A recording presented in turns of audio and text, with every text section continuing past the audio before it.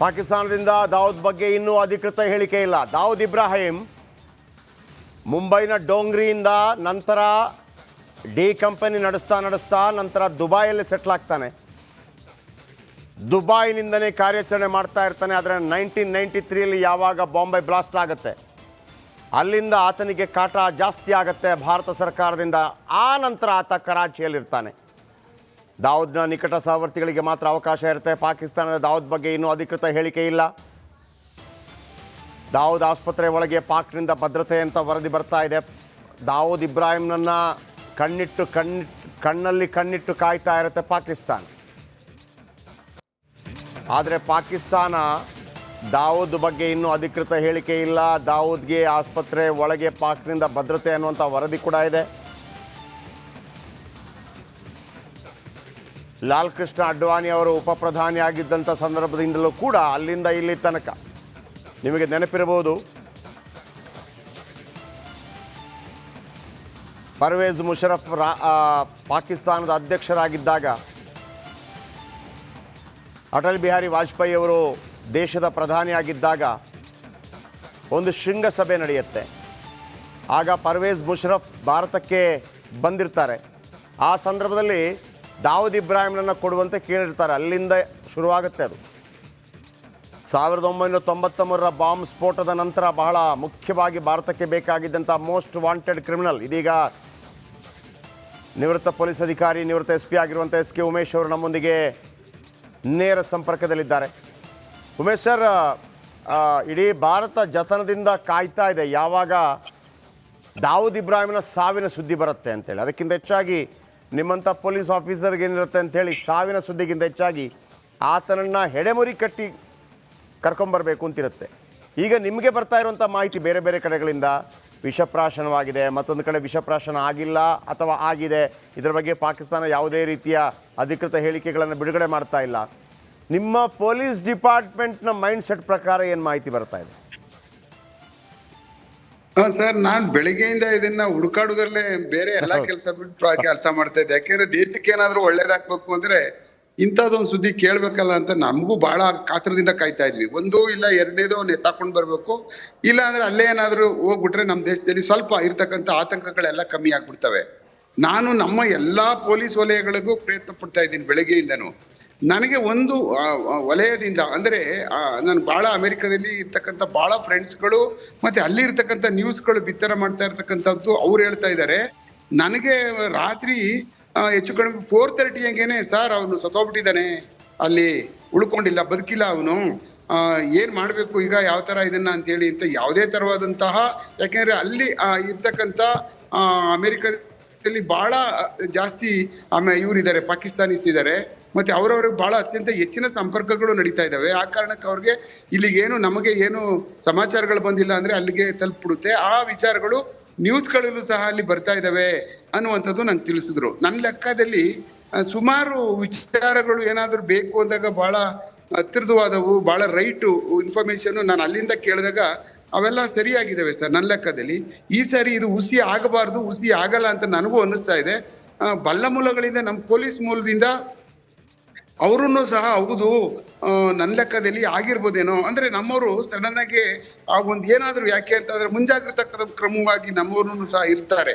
ಸುಮ್ಮನೆ ಏನಾದ್ರೂ ಲ್ಯಾಂಡ್ ಆರ್ಡರ್ಗಳ ಸಮಸ್ಯೆಗೆ ಸಣ್ಣ ಪುಟ್ಟ ಯಾಕೆ ನಾವು ತಿಳಿಸ್ಬಿಡ್ಬೇಕು, ಅಧಿಕೃತವಾಗಿ ಯಾರಾದ್ರೂ ಮಾತಾಡ್ಲಿ ಅಂತ ಅನ್ನುವಂಥದ್ದು ನಮ್ಮ ಇಲಾಖೆಯಲ್ಲಿ ಇರ್ತಕ್ಕಂಥದ್ದು ಒಂದು ಅತ್ಯಂತ ಗೌಪ್ಯವಾದಂಥದ್ದು ಇರ್ತದೆ. ಆ ಕಾರಣಕ್ಕೆ ಗೊತ್ತಾದ್ಮೇಲೆ 100ಕ್ಕೆ 100ರಷ್ಟು, ಯಾಕೆಂದ್ರೆ ಯಾವ್ದಾದ್ರೂ ನಮ್ಮ ಸಂಸ್ಥೆಗಳು ತಿಳಿಸ್ಬೇಕಲ್ಲ, ನಮ್ಮ ಸರ್ಕಾರ ಸಂಸ್ಥೆಗಳು ತಿಳಿಸಿದಾಗ ನಮ್ಮವರು ಅದನ್ನ ತಿಳಿಸೋದಕ್ಕೆ ಪ್ರಯತ್ನ ಪಡ್ತಾರೆ. ಹಾಗೇನೆ ಇಲ್ಲ ಅನ್ಅಫಿಷಿಯಲ್ ಯಾರನ್ನೂ ಸಹ ಅದನ್ನ ಪ್ರಚಾರ ಮಾಡೋಕೆ ಹೋಗುದಿಲ್ಲ. ಬಟ್ ನನಗೆ ಗೊತ್ತಿರ್ತಕ್ಕಂಥದ್ದು ಬಹಳ ಬೇರೆ ದೇಶಗಳಿಂದ ಗೊತ್ತಾದಂಥದ್ರಲ್ಲಿ ಅವನು ಅಲ್ಲಿ ಈಗಾಗಲೇ ತೀರ್ಕೊಬಿಟ್ಟಿದ್ದಾನೆ.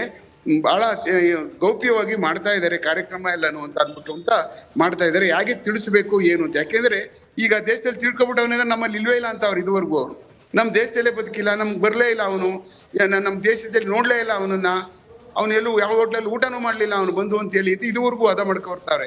ಈಗ ಏಕಾಏಕಿ ನಮ್ಮಲ್ಲಿ ಹೌದು ದಾವೂದ್ ಇಬ್ರಾಹಿಂ ಸತ್ತೋಗ್ಬಿಟ್ಟವನೇ ಅಂತ ಅನ್ನುವಂಥದ್ದು ಏನಾರಾದ್ರೆ ಅವ್ರಿಗೊಂಥರ ಒಳಗೆ ಹೋಗ್ತಾ ಇರುವಂಥದ್ದು ತಿಂತಾ ಇರೋದು ಹಂಗೆ ಗಂಟ್ಲಿಗೆ ಸಿಗಾಕಬಿಡ್ತದೆ. ಆ ಕಾರಣಕ್ಕೆ ಅವ್ರು ಯಾಕೆ ಹೇಳ್ಬೇಕು ಅನ್ನುವಂಥ ಪ್ರಿಪ್ರೇಷನ್ ಸ್ಟಾರ್ಟ್ ಮಾಡಿರ್ಬೋದು ಈಗ. ಹೆಂಗ್ ಇದನ್ನ ಹೇಳ್ಬೇಕು ಅನ್ನುವಂಥ ಪ್ರಿಪ್ರೇಷನ್ ಅಲ್ಲಿ ಇರ್ತಾರೆ ಸರ್. ಇನ್ನೂ ಒಂದ್ ದಿವ್ಸ ಎಲ್ಲ ಇರ್ತಾರೆ ಅವರು.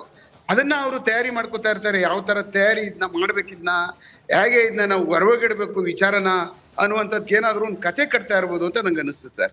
ಈಗ ನಿಮಗೂ ಗೊತ್ತಿರ್ಬೋದು, ಅನೇಕ ಅಪರಿಚಿತ ಬಂದೂಕುದಾರಿಗಳು ಕೆಲವರನ್ನ ಶೂಟೌಟ್ ಮಾಡಿರುವಂಥದ್ದು. ಅದರಲ್ಲಿ ಬಹುತೇಕರು ಭಾರತಕ್ಕೆ ಬೇಕಿರುವಂಥದ್ದು ಮೋಸ್ಟ್ ವಾಂಟೆಡ್ ಕ್ರಿಮಿನಲ್ಸ್ಗಳಾಗಿದ್ದರು. ಇಲ್ಲೂ ಕೂಡ ವಿಷಪ್ರಾಶನ ಅನ್ನುವಂಥದ್ದು ಅಪರಿಚಿತರಿಂದ ಅನ್ನುವಂಥ ಮಾಹಿತಿಗಳು ಕೂಡ ಬರ್ತಾ ಇದೆ. ಇದರ ಬಗ್ಗೆ ಬೆಳಕು ಚೆಲ್ಲುವುದಿದ್ರೆ, ಅಂದರೆ ಒಂದು ಕಡೆ ಏನು ಅಂತಂದರೆ ಭಾರತದ ಕೂಡ ಇದನ್ನು ಅಂತಾರಾಷ್ಟ್ರೀಯ ಮಟ್ಟದಲ್ಲೇ ಹೆಂಗೆ ಮುಗಿಸಬೇಕು, ಅವರನ್ನು ಕರ್ಕೊಂಬರೋದಕ್ಕಿಂತ ಹೆಚ್ಚಾಗಿ ಅಂತೇಳಿ ಹೇಗೆ ಪೊಲೀಸ್ ಅಧಿಕಾರಿಗಳಿಗೆ ದೇಶದಲ್ಲಿ ಏನು ರೌಡಿಸಮ್ಮೋ ಮತ್ತೊಂದು ಕ್ರಿಮಿನಲ್ ಆ್ಯಕ್ಟಿವಿಟೀಸ್ ಮಾಡೋರನ್ನು ಒಂದು ಎನ್ಕೌಂಟರ್ ಮಾಡೋದಕ್ಕೆ ಒಂದು ಅವಕಾಶ ಇರುತ್ತೋ, ಅಂತಾರಾಷ್ಟ್ರೀಯ ಮಟ್ಟದಲ್ಲಿ ಈ ರೀತಿ ಆಗ್ತಾ ಇದೆ ಅನ್ನುವಂಥ ಮಾಹಿತಿಗಳು ಕೂಡ ಇರುತ್ತೆ. ನೀವು ಇದರ ಬಗ್ಗೆ ಬೆಳಕು ಚೆಲ್ಲೋದಾದರೆ ಉಮೇಶ್ ಅವರೇ.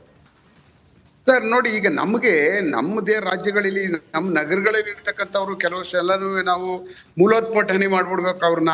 ಅವ್ರಿದ್ರೆ ಇವರು ರಿಪೇರಿಗಳೇ ಆಗೋದಿಲ್ಲ ಅನ್ನುವಂಥ ಮನಸ್ಥಿತಿಯಲ್ಲಿ ನಾವು ಕೆಲವಷ್ಟು ಭಾಗ ಇರ್ತೀವಿ. ಪೊಲೀಸ್ ಅಧಿಕಾರಿಗಳು, ಪ್ರೊಫೆಷನಲ್ ಪೊಲೀಸ್ ಆಫೀಸರ್ಗಳು, ಇವ್ರು ಹೋಗೋದು ಹೊರತು ಇದು ಉದ್ಧಾರ ಆಗಲ್ಲ, ಇವ್ರ ಬದಲಾವಣೆಗಳಾಗಲ್ಲ ಅನ್ನುವಂಥದ್ದು. ಅಂಥದ್ರಲ್ಲಿ ನಮ್ಮ ದೇಶದ ಪರಿಸ್ಥಿತಿನೇ, ಎಕಾನಮಿನೇ ಬಹಳ ಡ್ಯಾಮೇಜ್ ಮಾಡ್ತಕ್ಕಂಥವನು. ಮತ್ತೆ ನಮ್ಮ ದೇಶದಲ್ಲಿ ನಿರಂತರವಾಗಿ ಈ ವಿಧ್ವಂಸಕ ಕೃತ್ಯಗಳನ್ನ ನಡೆಸೋದಕ್ಕೆ ಸಿಕ್ಕಾಪಟ್ಟೆ ದುಡ್ಡುಗಳನ್ನ ಕೊಡ್ತಾ ಇದ್ದಾನೆ. ಬೇರೆ ಬೇರೆ ದೇಶಗಳಲ್ಲಿ ಅವನು ಹಣಗಳನ್ನ ತೊಡಗಿಸ್ಕೊಂಡು ನಮ್ಮ ದೇಶದ ವಿರುದ್ಧ ಚಟುವಟಿಕೆ ಮಾಡ್ತಾ ಇದ್ದಾನೆ ಅನ್ನುವಂತ ಅವನು ಒಬ್ಬನ್ನ ನಾವು ಯಾವುದೇ ರೀತಿಯಲ್ಲಿ ಮುಗಿಸೋದಕ್ಕೆ ಆಗ್ಲಿ, ಯಾವುದೇ ತೀರ ಸಾಯಿಸೋದಕ್ಕೆ ಆಗ್ಲಿ, ಅವನನ್ನು ಮುಂದೆ ಅವನು ಒಂದು ಆಡಬಾರ್ದು. ಅವನು ಅಂದ್ರೆ ಅವ್ನು ಬದುಕಿರ್ಲೇಬಾರದು ಅನ್ನುವಂಥದ್ದು ಎಲ್ಲಾ ಭಾರತೀಯನ ಒಂದು ನನ್ನ ಲೆಕ್ಕದಲ್ಲಿ ಒಂದು ಆಸೆ ಆಗಿರುತ್ತೆ ಸರ್. ಅದೇನಾದ್ರೂ ಅಕಸ್ಮಾತ್ ಇಲ್ಲ ಅವ್ನು ಚೆನ್ನಾಗಿರ್ಬೇಕು, ಅವ್ನು ಇನ್ನೂ ಒಂದೆರಡು ಮದುವೆ ಮಾಡ್ಕೋಬೇಕು, ಅವ್ನು ರಾರಾಜಿಸ್ಬೇಕು ಅಂತ ಏನಾರ ಅಂದ್ರೆ ಅವ್ರು ಯಾರೋ ಕೆಟ್ಟ ಮನಸ್ಥಿತಿಯವರು ಅನ್ಕೋಬಹುದು ನಾವು. ಬಟ್ ಭಾರತೀಯರಾಗಿ ಇದ್ಕೊಂಡು ಯಾರೇ ಆದ್ರೂ ನಮ್ಗೆ ಆಗಿರ್ತಕ್ಕಂಥದ್ದು, ನಮ್ ಜನ ಕೊಂದಾಕಿರ್ತಕ್ಕಂಥದ್ದು ಅಮಾಯಕರನ್ನ ನಮ್ಮಲ್ಲಿ ಉಂಟು. ಅದು ಇವ್ನು ಹೋದಾದ್ಮೇಲೆ ಮಾಡಿದ ಎಕ್ಸ್ಟಾರ್ಷನ್ಗಳು, ದುಡ್ಡುಗಳು ಕೊಟ್ಟ ಉಮೇಶ್ ಸರ್, ಈಗ 1993ಯ ಬಾಂಬ್ ಬ್ಲಾಸ್ಟ್ಗಿಂತ ಮೊದಲು ಆತ ಇಷ್ಟು ದೊಡ್ಡ ಭಾರತಕ್ಕೆ ಬೇಕಿರುವಂತ ಕ್ರಿಮಿನಲ್ ಆಗಿರ್ಲಿಲ್ಲ. ಅಂದ್ರೆ ಇದ್ದ, ಆದ್ರೆ 93 ಬ್ಲಾಸ್ಟ್ ಆದ ನಂತರ ಆತನನ್ನ ಪತ್ತೆ ಹಚ್ಚೋದಕ್ಕೆ ಅಥವಾ ಆತನ ವಶಕ್ಕೆ ಪಡೆಯೋದಕ್ಕೆ ನಿಮ್ಗೆ ಗೊತ್ತಿರ್ಬೋದು, ಪರ್ವೇಜ್ ಮುಷರಫ್ ಅವರು ಪಾಕಿಸ್ತಾನದ ಅಧ್ಯಕ್ಷರಾಗಿದ್ದಂಥ ಸಂದರ್ಭದಲ್ಲಿ, ಅಟಲ್ ಬಿಹಾರಿ ವಾಜಪೇಯಿ ಅವರು ದೇಶದ ಪ್ರಧಾನಿ ಆಗಿದ್ದಂಥ ಸಂದರ್ಭದಲ್ಲಿ ಒಂದು ಶೃಂಗಸಭೆ, ಒಂದು ಆತನನ್ನ ಕರೆಯಲಾಗತ್ತೆ. ನಮಗೀಗಲೂ ನೆನಪಿದೆ, ಅಲ್ಲಿ ತಾಜ್ ಮಹಲ್ ಮುಂದ್ಗಡೆ ಆತನ ಫೋಟೋ ಶೂಟ್ ಎಲ್ಲ ಆಗಿತ್ತು, ಅಂದರೆ ಪರ್ವೇಜ್ ಮುಷರಫ್ ಅವರ ಫೋಟೋ ಶೂಟ್. ಆದರೆ ಯಾವಾಗ LK ಅಡ್ವಾಣಿ ಜೊತೆ ಒಂದು ಮೀಟಿಂಗ್ ಆಗುತ್ತೆ, ಆ ಇಡೀ ಏನು ಆ ಮೀಟಿಂಗೇ ಬಿದ್ದೋಗ್ಬಿಡುತ್ತೆ. ಯಾಕಂದ್ರೆ ಅವರೊಂದು ಡಿಮಾಂಡ್ ಇಟ್ಬಿಡ್ತಾರೆ, ದಾವೂದ್ ಇಬ್ರಾಹಿಂನ ಕೊಡಬೇಕು ಅಂತೇಳಿ. ಅಲ್ಲಿಂದ ಇಲ್ಲಿ ತನಕ ಭಾರತ ಸರ್ಕಾರ ಯಾವೆಲ್ಲ ರೀತಿಯಲ್ಲಿ ದಾವೂದ್ನನ್ನು ವಶಕ್ಕೆ ಪಡೆಯುವಂಥ ಪ್ರಯತ್ನ ಮಾಡ್ತು, ವಿಶೇಷವಾಗಿ 2014ರ ನಂತರದ ಪ್ರಯತ್ನಗಳು ಯಾವ ರೀತಿ ಭಿನ್ನವಾಗಿತ್ತು ಸರ್? ನನ್ನ ಲೆಕ್ಕದಲ್ಲಿ ಸರ್, ನಿರಂತರವಾಗಿ ನಾವು 30 ವರ್ಷದಿಂದ, ಅಂದ್ರೆ ನಾವು 1993ನಲ್ಲಿ ಬಾಂಬೆ ಬ್ಲಾಸ್ಟ್ ಆದಾಗ 1993ನಲ್ಲಿ ಏನದು ಸೀರಿಯಲ್ ಬ್ಲಾಸ್ಟ್ ಮಾಡಿದ ತಕ್ಷಣನೇ ನಮ್ಗೆಲ್ಲ ಇಂಥ ಒಬ್ಬ ಬಹಳ ಅತ್ಯಂತ ದೇಶಕ್ಕೆ ಒಬ್ಬ ಈ ತರದವನೊಬ್ಬ ಇದಾನೆ ಅಂತ ಅನ್ನುವಂಥದ್ದು ನಮ್ಗೆಲ್ಲ ಗೊತ್ತಾಗ್ತು. ಅದ್ರ ಜೊತೆನಲ್ಲಿ ಹಲವಾರು ಜನಗಳು, ತುಂಬಾ ಜನ ಇಲ್ಲಿ ಅರೆಸ್ಟ್ ಆದ್ರು, ಮತ್ತೆ ಕೆಲವಷ್ಟು ಜನ ಎಲ್ಲ ಎನ್ಕೌಂಟರ್ಗಳೇ ಹೋದ್ರು ಸರ್. ಅದಾದ ತಕ್ಷಣ ನಿಮ್ಗೆ ಗೊತ್ತಿದೆ, ಬಾಂಬೆನಲ್ಲಿ ಅಂಡರ್ ವರ್ಲ್ಡ್ ಡಿವೈಡ್ ಆಗ್ಬಿಡ್ತು. ಛೋಟರಾಜನ್ ಗ್ಯಾಂಗ್ ಒಂದ್ ಕಡೆ, ದಾವೂದ್ ಇಬ್ರಾಹಿಂ ಕಡೆ, ಇವನು ಈ ಕಡೆ ಕೊಟ್ಟೋಗ್ಬಿಡ್ತಾನೆ.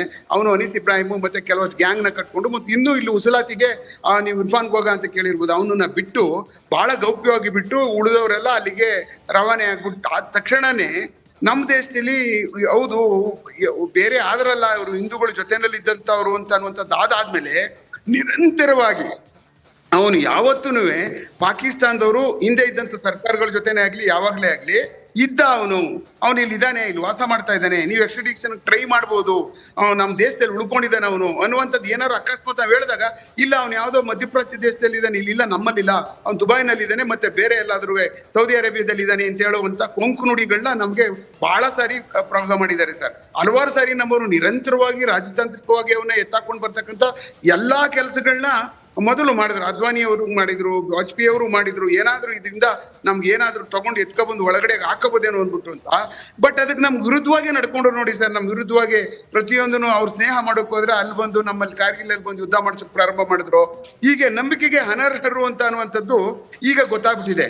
ಈ ನಂಬಿಕೆಗೆ ಅನರ್ಹ ಜೊತೆ ನಾವ್ ಯಾಕೆ ಕೆಲಸ ಮಾಡ್ಬೇಕು, ಈ ನಮ್ಮ ಜೊತೆ ಯಾವಾಗ ಅವರು ಇದಕ್ಕೆ ಸಪೋರ್ಟ್ ಮಾಡಲ್ಲ, ಅವ್ರು ಜೀವಂತವಾಗಿ ಆರಾಮಾಗಿ ಅಲ್ಲಿ ಉಳ್ಕೋತಾರೆ.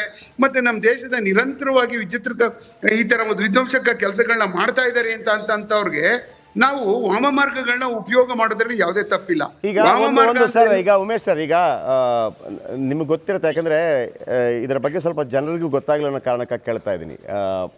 ಎಲ್ ಕೆ ಅಡ್ವಾಣಿ ಅವರು ಉಪ ಪ್ರಧಾನಿ ಆಗಿದ್ದಂಥ ಸಂದರ್ಭದಲ್ಲಿ ನೀವು ಒಂದು ಮಾತನ್ನು ಹೇಳಿದ್ರಿ, ವಾಮ ಮಾರ್ಗದಲ್ಲೂ ಕೂಡ ಹಿಡಿಯುವಂಥ ಪ್ರಯತ್ನಗಳಾಗಬೇಕು ಅಂತೇಳಿ. ಒಂದು, ಯಾಕಂದರೆ ತುಂಬ ಜನರಿಗೆ ಇದು ಗೊತ್ತಿಲ್ಲ ಅಂತ ಅಂದ್ಕೊಂಡಿದ್ದೀನಿ, ಮುತ್ತಪ್ಪ ಅವರನ್ನು ಕೂಡ ಒಂದು ರೀತಿಯಲ್ಲಿ ಬಳಸ್ಕೊಳ್ಳಲಾಗತ್ತೆ ಅಂತ ಹೇಳಿದ್ರೆ ಅವರ ಮುಖಾಂತರ ಒಂದು ಕಂಡು ಹಿಡಿಯುವಂಥ ಪ್ರಯತ್ನಗಳಾಗತ್ತೆ. ಎಲ್ ಕೆ ಅಡ್ವಾಣಿ ಅವರು ಕೂಡ, ಆಮೇಲೆ ಅವರ ಕೆಲವು ಶಿಕ್ಷೆ ವಿಚಾರಕ್ಕೂ ಸಂಬಂಧಪಟ್ಟ ಹಾಗೆ ಎಲ್ಲವೂ ಕೂಡ ಸಾಧ್ಯವಾದರೆ ಬೆಳಕು ಚೆಲ್ಲಬಹುದಾ, ಎಂಥ ಪ್ರಯತ್ನಗಳಾಯ್ತು ಅದು ಅಂತೇಳಿ. ಅಂದರೆ ಯಾವುದಾದ್ರೂ ರೀತಿಯಲ್ಲಿ ದಾವೂದ್ ಇಬ್ರಾಹಿಂನನ್ನು ಮಟ್ಟ ಹಾಕಬೇಕು ಅಂತೇಳಿ ಪ್ರಯತ್ನ ಪಟ್ಟರು ಆ ಸಂದರ್ಭದಲ್ಲಿ ಎಲ್ ಕೆ ಅಡ್ವಾಣಿ ಅಂತೇಳಿ. ಸರ್ ಖಂಡಿತವಾಗ್ಲು ಸರ್, ನಾವು ಮುತ್ತಪ್ರೈನ ಅಲ್ಲಿ ದುಬೈನಲ್ಲಿ ಹಿಡ್ಕೊಂಡು ಬರಕ್ ಹೋದಾಗ ಮುತ್ತಪ್ರೈನ ಇಂಟರ್ಪೋಲ್ನವರು ಮತ್ತೆ CBI ಪ್ರಶ್ನೆ ಮಾಡ್ತಾ ಇದ್ದಕ್ಕೆ ದಾವೂದ್ ಇಬ್ರಾಹಿಂ ಹೋಗ್ತಿಲ್ಲ ಪಾಕಿಸ್ತಾನಕ್ಕೆ, ಅವನಿಗೆ ಸಂಬಂಧಪಟ್ಟಂತ ಏನ್ ವಿಚಾರಗಳಿದಾವೆ ಅನ್ನುವಂಥದ್ದೇ ಜಾಸ್ತಿ ದುಬೈನಲ್ಲಿ ಇಂಟ್ರೋಗೇಷನ್ ಮಾಡ್ಕೊಂಡು ಕೂತ್ಕೊಂಡ್ರು. ಅಂದ್ರೆ ನಮಗೂ ಆಶ್ಚರ್ಯ ಆಗೋಯ್ತು, ಅವ್ರೆ ನಾವು ಹಿಡ್ಕೊಂಡೋಗಿ ಅಲ್ಲಿ ಮಂಗಳೂರಿಗೆ ಮತ್ತೆ ಬೆಂಗಳೂರಲ್ಲಿ ಇರ್ತಕ್ಕಂಥ ಏನು ನಮ್ಮ ಸುಬ್ರಾಜು ಮರ್ಡರ್ ಕೇಸ್, ಸುಬ್ರಾಜು ಅವರು ಇದ್ರ ಕೇಸ್ಗಳಲ್ಲೇ ನಾವೆಲ್ಲ ದಾಖಲಾತಿಗಳು ಮಾಡಿದ್ದು ಅವನ್ನ ಇಲ್ಲಿ ತಗೊಬರೋದಕ್ಕೆ. ಅಲ್ಲಿ ಹೋದಾದ್ಮೇಲೆ ಅವನ್ನ ಪ್ರಶ್ನೆ ಮಾಡ್ಕೊಂಡಾದ್ಮೇಲೆ ಅವನನ್ನ ನಿರಂತರವಾಗಿ ಅಲ್ಲಿ ಪ್ರಶ್ನೆ ಮಾಡಿದ್ದ ಇಂಟರ್ಪೋಲ್ ಅಲ್ಲಿ ಮತ್ತೆ CBI ಅಧಿಕಾರಿಗಳು ದಾವೂದ್ ಇಬ್ರಾಹಿಂ ಬಗ್ಗೆ. ನೀನು ಯಾಕೆಂದ್ರೆ ಅಲ್ಲಿ ಶೆಟ್ರು ಉಳ್ಕೊಂಡಿದ್ರ ಅಲ್ಲಿ, ಆ ಶೆಟ್ರ್ ಮುಖಾಂತರ ಅವನಿಗೆ ಕಾಂಟ್ಯಾಕ್ಟ್ ಆಗಿದ್ದು. ಆ ಕಾರಣಕ್ಕೋಸ್ಕರನೇ ಶರತ್ ಶೆಟ್ಟಿ ಯಾವಾಗ ಅದ್ರ ಮುಖಾಂತರ ಕಾಂಟ್ಯಾಕ್ಟ್ ಆದ ತಕ್ಷಣನೇ ಅಲ್ಲಿಗೆ ಕಾಂಟ್ಯಾಕ್ಟ್ ಕೊಡ್ಸಾದ್ಮೇಲೆ ಇವನಿಗೆ ಇನ್ನೂ ಅತ್ಯಂತ ಹೆಚ್ಚಿಗೆ ಪಾಕಿಸ್ತಾನಕ್ಕೆ ಸಂಬಂಧಪಟ್ಟಂತ ಸಂಪರ್ಕಗಳು ಬೆಳೆಸ್ಕೊಂಡಿದ್ದ. ಬೆಳೆಸ್ಕೊಂಡಿದ್ದಂತ ಕಾರಣಕ್ಕೋಸ್ಕರ ಸ್ಟಾಫ್ ಕಾರ್ನರ್ ಇದ್ರು ನಮ್ಮ ಇಂಟರ್ಪೋಲ್ನವರು. ಈ ಕರ್ಕೊಂಡು ಹೋಗೋದಕ್ಕಿಂತ ಅವ್ನು ಇಲ್ಲೇ ಇಟ್ರೆ ಇವ್ನ್ ಜಾಸ್ತಿ ಇನ್ಫಾರ್ಮೇಶನ್ ತೆಗಿಬಹುದು ದುಬೈನಲ್ಲಿ ಅಂತ ಹೇಳಿ ಅಂತ ಒಂದು ಸುಬ್ರಾಜು ಮರ್ಡರ್ ಕೇಸ್ ಆದ್ಮೇಲೆ ಸ್ವಲ್ಪ ಅವ್ರು ಆಕ್ಚುಲಿ ಎಕ್ಸ್ಟೆನ್ಷನ್ ಮಾಡಿದ್ರು. ಅಲ್ಲೇ ಇದ್ರೆ ಅವನನ್ನ ನಾವು ಬೇರೆ ಇನ್ನೂ ಇನ್ಫಾರ್ಮೇಶನ್ ತಗೋಬಹುದು, ದಾಖಲಾತಿಗಳನ್ನ ತಗೋಬಹುದು ಪ್ರಯತ್ನ ಪಟ್ಟು ಅಂತ ನಮ್ಗೆ ಗೊತ್ತಾಗಿದೆ. ಆಗ ಅದಾದ್ಮೇಲೆ ಸುಬ್ರಾಜು ಮರ್ಡರ್ ಕೇಸ್ ಆಗೋಯ್ತು. ಯೂಸುಫ್ ಬಜ್ಕನ್ ಮುಖಾಂತರ ಹೊಡ್ಸಾಕ ತಕ್ಷಣನೇ ಸುಪಾರಿ ಕೊಟ್ಟು ಅವನ ತಗೊಂಡು ಬರುವಂತ ಪರಿಸ್ಥಿತಿ ಬಂತು. ತರಲೇಬೇಕು ಅವನನ್ನ ಅಂತ. ಅದಕ್ಕೆ ಯಾಕಂದ್ರೆ ಹಲವಾರು ಆಗ್ಲೇ ಕೊಲೆಗಳಾಗಿದಂತ ಕಾರಣಕ್ಕೋಸ್ಕರ ಹಾಗೆ ನೆನೆಗುದಿಗೆ ಬಿಟ್ಬಿಟ್ಟಿದ್ದು. ಅದಾದ್ಮೇಲೆ ಗೊತ್ತಿದ್ರು ಪೊಲೀಸರುಗಳು ಸುಮ್ಮನೆ ಇದಾರೆ ಅನ್ನುವಂತ ಕಾರಣಕ್ಕೋಸ್ಕರ ಅವರು ಪ್ರಯತ್ನ ಪಟ್ರು. ಅವಾಗ ತಕ್ಷಣ ನಾವು ಅಲ್ಲಿ ಹೋದಾಗ ನಮಗನ್ನಿಸ್ತು, ಏನಪ್ಪಾ ಇವರು ಬೇರೆ ದೇಶದಲ್ಲಿ ಇನ್ನೇನೇನು ಮಾಡಿದೀವಿ ಅಂತ ಕೇಳ್ತಾ ಇಲ್ಲ. ಅಲ್ಲಿಂದ ಡೆಲ್ಲಿಗೆ ತಗೊಂಡ್ ಬಂದ್ರು, ಡೆಲ್ಲಿ ಆಫೀಸಲ್ಲೂ ಅದೇ ವಿಚಾರ ಮಾಡ್ತಾ ಇದ್ರು. ಅವನನ್ನ ಒಂಥರ ಬಹಳ ಸೇಫ್ ಗಾರ್ಡ್ ಮಾಡ್ತಾ ಇದ್ರು ಒಳಗಡೆ. ಇವ್ನ ಏನೋ ಇನ್ಫಾರ್ಮೇಶನ್ ಕೊಡ್ತಾನೆ, ನಮಗೆ ಏನಾದ್ರು ರೈಟ್ ಮಾಹಿತಿಗಳು ಕೊಡ್ತಾ. ಇಲ್ಲ, ನಾನು ಈ ಹಿಂದೆ ಮುತ್ತಪ್ಪ ಅವರ ಒಂದು ಇಂಟರ್ವ್ಯೂ ಮಾಡುವಾಗ ನಾನು ಆನ್ ರೆಕಾರ್ಡ್ ಕೇಳಿದ್ದೆ ನಿಮಗೆ. ಹೌದು, ನಾನು ಆನ್ ರೆಕಾರ್ಡ್ ಕೇಳಿದ್ದೆ ಮುತ್ತಪ್ಪ ಅವರ ಹತ್ರ. ಹೌದು ನಾನು ಮಾಡಿದ್ರು. ಎಲ್ ಕೆ ಅಡ್ವಾಣಿ ಅವರು ಇಲ್ಲಿ ತನಕ ಬಂದು ನನ್ನನ್ನು ಭೇಟಿ ಮಾಡಿ ಹೋಗಿದ್ರು. ಆಮೇಲೆ ನನಗೂ ಅನಿಸ್ತು, ನಾವು ಇಷ್ಟೆಲ್ಲ ಮಾಡಿರ್ತೀವಿ ದೇಶಕ್ಕಾಗಿ ನಾವು ಅಂದ್ರೆ ಹೇಳಿದ್ರು ಅವರು, ದೇಶಕ್ಕಾಗಿ ನಾವು ಇಂಥ ಒಂದು ಅವಕಾಶಗಳು ಸಿಕ್ಕಾಗ ನಮಗೊಂದು ಅವಕಾಶಗಳು ಸಿಗತ್ತೆ ಅಂತೇಳಿ. ಸರ್, ಒನ್ ಮೋರ್ ಥಿಂಗ್, ಈಗ ಪಾಕಿಸ್ತಾನಕ್ಕೆ ದಾವೂದ್ ಇಬ್ರಾಹಿಂನ ರಕ್ಷಣೆ ಮಾಡೋದನ್ನ ಲಾಭ ಆದ್ರೆ ಏನು ಸರ್? ಸರ್, ಈಗ ಏನಾಗ್ತಾ ಇದೆ ಅಂದ್ರೆ ಸರ್, ಪಾಕಿಸ್ತಾನದಲ್ಲಿ ಕೂತ್ಕೊಂಡು ನಮ್ಮ ನೋಟ್ಗಳನ್ನ ಪ್ರಿಂಟ್ ಮಾಡಿಸುವಂತ, ಅಂದ್ರೆ ನಮ್ಮ ನೋಟ್ಗಳನ್ನ ಪ್ರಿಂಟ್ ಮಾಡುವಂತದಲ್ಲಿ ಮೊದಲನೇ ಆಗಿದ್ದಾನೆ ಅಂತ ನಮ್ಮ ಇಂಟೆಲಿಜೆನ್ಸ್ಗೆಲ್ಲ ಗೊತ್ತಿದೆ. ಅವನೇನೆ ನಮ್ಮ ದೇಶದ ಕರೆನ್ಸಿಗಳನ್ನ ಪ್ರಿಂಟ್ ಮಾಡಿ ನಮ್ಮ ದೇಶಕ್ಕೆ ಕಳಿಸ್ತಕ್ಕಂಥದ್ದು, ಮತ್ತೆ ಅದನ್ನ ನಮ್ಮ ದೇಶದ ಎಕಾನಮಿನ ಡ್ಯಾಮೇಜ್ ಮಾಡ್ತಕ್ಕಂಥ ಮೇನ್ ಇಂಪಾರ್ಟೆಂಟ್ ಟಾಸ್ಕ್ ಅವನೇ ವಹಿಸ್ಕೊಂಡಿರೋದು. ಅದನ್ನ ISI ಅವರು ಸಹ ಹೇಳಿದಾರೆ ಹಲವಾರು ಕಡೆ. ಅಂದ್ರೆ ಎಲ್ಲ ವಿಚಾರಗಳು ಬಂದಿದ್ದಾವೆ. ಅವನ ಮುಖಾಂತರನೇ ಪಂಪ್ ಆಗ್ತಾ ಇರ್ತಕ್ಕಂಥದ್ದು ದುಡ್ಡು ಅನ್ನುವಂಥದ್ದು. ಯಾಕೆಂದ್ರೆ ನಮ್ಮ ಕರೆನ್ಸಿನೇ ಡಿಟೋ ಕರೆನ್ಸಿನ ಹಾಕ್ಬಿಟ್ಟು ಕಳಿಸ್ಕೊಟ್ಬಿಟ್ರೆ ಪ್ರಿಂಟ್ ಮಾಡಿದಾಗ, ಅದೇ ಕಾರಣಕ್ಕೆ 2016 ಇರ್ತಕ್ಕಂಥ ದುಡ್ಡುಗಳನ್ನ ಹಿಂಗ್ ಆಗ್ತಾ ಇದೆ, ಹಿಂಗ್ ಬರ್ತಾ ಇದೆ ಅನ್ನುವಂಥದ್ದಕ್ಕೆ ಇದು ಒಂದು ಮೂಲ ಕಾರಣ ಸರ್. ಕರೆಕ್ಟ್. ಆ ಕಾರಣಕ್ಕೋಸ್ಕರನೇ ನಮ್ಮ ಎಕಾನಮಿ ಡ್ಯಾಮೇಜ್ ಮಾಡ್ತಾನೆ. ಇವ್ನು ಟೆರರಿಸ್ಟ್ ನ ಮಾಡುವಂತದ್ದು, ಟೆರರಿಸ್ಟ್ ಆಕ್ಟಿವಿಟಿ ಮಾಡ್ತಕ್ಕಂಥದಕ್ಕೆ ಸಂಬಂಧಪಟ್ಟಂಗೆ ಪೂರ್ವಕವಾಗಿ ಬೇರೆ ಅವರಿದ್ರು. ವಿಮಾನ ಅಪಹರಣ ಆದ್ಮೇಲೆ ಅವರೆಲ್ಲ ಹೋಗ್ಬಿಟ್ಟು ಹಂಸಾ ಗ್ರೂಪ್ ಮತ್ತೆ ಅವರೆಲ್ಲ ಯಾರು ಬೇರೆ ಟೋಟಲ್ ಗ್ರೂಪ್ಗಳು ಕೂತ್ಕೊಂಡು ಅದು ಮಾಡ್ತಾ ಇದ್ರೆ, ಇವ್ನು ಎಕಾನಮಿ ಡ್ಯಾಮೇಜ್ ಮಾಡ್ತಾ ಇದ್ದ ಟೋಟಲ್ ಇಲ್ಲ. ಆ ಕಾರಣಕ್ಕೋಸ್ಕರ ಅವನಿಗೆ ಎಕಾನಮಿ ಡ್ಯಾಮೇಜ್ ಮಾಡ್ಬಿಡ್ತಾನಲ್ಲ ಅನ್ನೋ ಕಾರಣಕ್ಕೆ ನಿರಂತರವಾದಂತ ಪ್ರಯತ್ನಗಳು ನಡೀತಾ ಇದ್ದಂಥದ್ದು ಇವನು ವಿರುದ್ಧ ಏನಾದ್ರು ಮಾಡ್ಬೇಕು ಅಂತ. 2016 ಈ ಕಾರಣನೂ ಸಹ ದೊಡ್ಡ ಕಾರಣನೇ. ಇವನು ಸಿಕ್ಕಾಪಟ್ಟೆ ದುಡ್ಡುಗಳನ್ನ ಎಲ್ಲಾನು ಪ್ರಿಂಟ್ ಮಾಡ್ತಾ ಇದ್ದಾನೆ, ದೇಶದ ಎಕಾನಮಿ ಡ್ಯಾಮೇಜ್ ಮಾಡ್ತಾನೆ ಇರುವಂತದ್ದು ಸರ್. ಆ ಕಾರಣಕ್ಕೆ ಇವ್ನು ನಮ್ಮ ದೇಶಕ್ಕೆ ಕಂಟಕ ಸರ್. Thank you. ನಮ್ಮ ಜೊತೆ ಸಾಕಷ್ಟು ಮಾಹಿತಿಗಳನ್ನು ಹಂಚ್ಕೊಂಡಿದ್ದೀರಿ. ಆದಷ್ಟು ಬೇಗ ಎಲ್ಲ ಇಡೀ ಭಾರತ ಇದಕ್ಕಾಗಿ ಕಾಯ್ತಾ ಇದೆ. ಆಮೇಲೆ ಪಕ್ಷಭೇದ ಮರೆತು ಈ ಥರನ ಮಟ್ಟ ಹಾಕುವಂಥ ಪ್ರಯತ್ನಗಳು ಕೂಡ ಆಯಿತು ಬೇರೆ ಕಾರಣಗಳಿಗಾಗಿ. ನಿಮ್ಗೆ ಗೊತ್ತಿರ್ಬೋದು 1993 ಬಾಂಬ್ ಸ್ಫೋಟ್ ನಂತರ ಭಾಳ ದೊಡ್ಡ ಮಟ್ಟದಲ್ಲಿ ಭಾರತಕ್ಕೆ ಬೇಕಾಗಿದ್ದ ಎಲ್ ಕೆ ಅಡ್ವಾಣಿ ಅವರಂತೂ ಆ ಸಂದರ್ಭದಲ್ಲಿ ಆತನ ಮಟ್ಟ ಹಾಕಲೇಬೇಕು ಅಂತೇಳಿ ಭಾಳ ಪ್ರಯತ್ನ ಪಟ್ಟರು. ನೀವೀಗ ಎಸ್ ಕೆ ಉಮೇಶ್ ಅವರು ಹೇಳಿದಂಥ ಮಾತನ್ನು ಕೇಳಿಸ್ಕೊಂಡ್ರೆ ಈವನ್ ಮುತ್ತಪ್ರೈ ಅವ್ರಿಗೂ ಕೂಡ ಸ್ವಲ್ಪ ಫ್ರೀಡಮ್ ಸಿಕ್ಕಿತ್ತು. ಅಂದರೆ ಎಲ್ ಕೆ ಅಡ್ವಾಣಿ ಮುಖಾಂತರವಾಗಿ ಬೇಕಿದ್ರೆ ನಿಮ್ಮ ಕೇಸನ್ನೆಲ್ಲ ಸ್ವಲ್ಪ ಕಡಿಮೆ ಮಾಡಿಸೋಣ, ಮಾಹಿತಿ ಕೊಡಿ ಅಂತೇಳಿ ಸ್ವತಃ ಮುತ್ತಪ್ರೈ ಕೂಡ ಈ ಮಾತನ್ನು ಒಪ್ಕೊಂಡಿದ್ರು. ಬಟ್ ಈಗ ಬರ್ತಾ ಇರುವಂಥ ಮಾಹಿತಿ ವಿಷಪ್ರಾಶನವಾಗಿದೆ ಅಂತೇಳಿ. ಮತ್ತೊಂದು ಕಡೆ ಅನೇಕ ನಮ್ಮ ಭಾರತಕ್ಕೆ ಬೇಕಾಗಿರುವಂಥ ಅಂತಾರಾಷ್ಟ್ರೀಯ ಮಟ್ಟದ 10-15 ಜನ ಆಯ್ತು ರೀ ಶೂಟ್ ಮಾಡಿಕೊಳ್ತಾ ಇದ್ದಾರೆ, ಯಾರು ಅಂತ ಇಲ್ಲಿ ತನಕ ಗೊತ್ತಿಲ್ಲ. ಇದರ ಹಿಂದೆ ಮತ್ತೊಂದು ಕಡೆ ಅಜಿತ್ ದೋವಲ್ ಅವರ ತಲೆ ಇದೆ ಅನ್ನುವಂಥ ಮಾಹಿತಿಗಳು ಕೂಡ ಬರ್ತಾ ಇದೆ. ಎನಿವೆ ಇದರ ಬಗ್ಗೆ ಅಪ್ಡೇಟ್ ಕೊಡ್ತಾ ಹೋಗ್ತೀವಿ.